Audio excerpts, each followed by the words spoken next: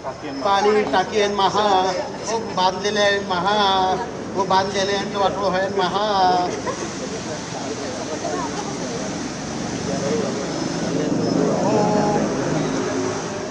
युवावासी यांच्या कल्याणा महा हो टाकी जल्दी चालू व्हावं महा हो पाणी युवावासियांना लवकरात लवकर या प्रशासनाला जाग घेऊ द्या की आम्हाला लवकरात लवकर या ठिकाणी टाकीचं पाणी लवकर चालू करून द्या।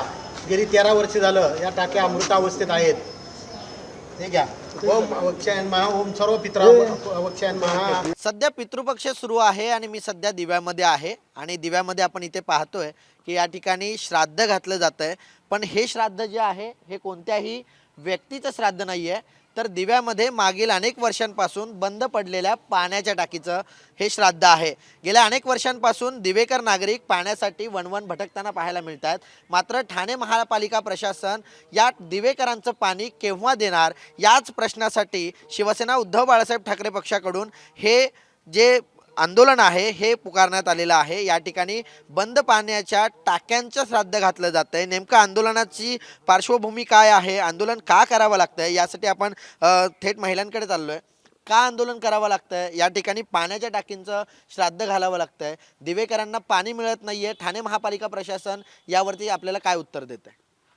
खरं तर हा श्राद्धांचा महिना चाललेला आहे आणि गेल्या अनेक वर्षापासून या टाक्या बंद अवस्थेत आहे आणि या बंद टाक्यांचा आज आम्ही श्राद्ध घालेले आहे। कुठेतरी प्रशासनाला जाग येण्यासाठी आम्ही हे श्राद्ध केलेले आहे। झोपेचे सोंग घेणारं प्रशासन आम्हाला नेहमी पत्रव्यवहार केले, आंदोलन केले, मात्र या टाक्यांच्या बांधकामाची आम्हाला माहिती मिळत नाही। हे कोणाच्या सांगण्यावरून माहिती देत नाही। या टाक्यामागे किती खर्च झालेला आहे, नागरिक कर भरतात पण या कराचा पैसा कुठेतरी वाया चाललेला आहे आणि या जलकुंभातून दिवा शहराला एकही थेंब पाणी मिळत नाही। एकीकडे सांगतात का दिव्याचा विकास होतोय, पण दिव्याचा विकास जर नागरिकांना पाणीच मिळत नसेल तर तुम्ही दिव्याचा विकास कोणत्या पद्धतीने सांगतात? पण जर पाणी जर येत्या काळामध्ये मिळालं नाही, आता हे लाक्षणिक उपोषण तर झालेलंच आहे, मात्र जर पाणी मिळालं नाही तर दिवेकरांचं पुढचं पाऊल काय असेल? मी प्रशासनाला विनंती करते की लवकरात लवकर हे जलकुंभातून दिवेकरांना पाणी मिळालं पाहिजे, कारण लाखो कोट्यावधी हा दिव्यातून कर ठाणे महानगरपालिकेला जातो। ठाण्यात सुखसुविधा मिळतात, मग दिव्याला का मिळत नाही? ठाण्यापासून दिवा हा वंचित सोडला जातो, नेहमी नागरिकांवर अन्याय केला जातो। तर माझी प्रशासनाला विनंती आहे की लवकरात लवकर हे जलकुंभ नागरिकांसाठी सोयीचे सुरळीत करा आणि या कराचा पैसा वाया चाललेला या 2 टाक्याच्या जलकुंभाची चौकशी लवकरात लवकर झाली पाहिजे आणि जर हे चौकशी झाली नाही तर आमचं पुढचं पाऊल असेल की स्टोले साहिलने आम्ही या जलकुंभाचं आंदोलन घेऊ। नक्कीच आगामी स्थानिक स्वराज्य निवडणुका आहेत, निवडणुकीच्या पार्श्वभूमीवरती दिव्याचा पाण्याचा प्रश्न असेल, अनधिकृत बांधकामांचा प्रश्न असेल, हे वारंवार जे राजकारणी आहेत ते पुढे आणताना दिसून येतात, मात्र निवडणुका झाल्यानंतर हे सगळे प्रश्न जैसे ते होतात। खरं तर मला या निमित्तानं आपल्याला सांगावंसं वाटतं की गेल्या 12 वर्षापासून या जलकुंभ टाक्या कोट्यावधी रुपये खर्च करून बांधलेल्या आहेत, परंतु दिव्यातील सामान्य नागरिकासाठी 1 रुपयाचा सुद्धा याचा फायदा होत नाही।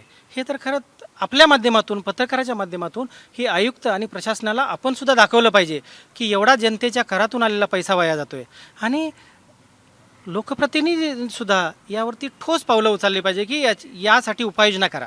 जर दिवेकरांना जलकुंभ उभारण्यासाठी करोडो रुपये खर्च केलेला आहे आणि पाणी मात्र मिळत नाही, ही किती शोकांतिका आहे हे आपल्या माध्यमातून सुद्धा आपण विचारलं पाहिजे। नक्कीच एकंदरीत पाहायचं झालं तर हे दिव्यातले नागरिक आहेत आणि जे दिवेकर नागरिक हे या बंद पाण्याच्या टाक्यांचं श्राद्ध घालताना आपल्याला पाहायला मिळतं आहे।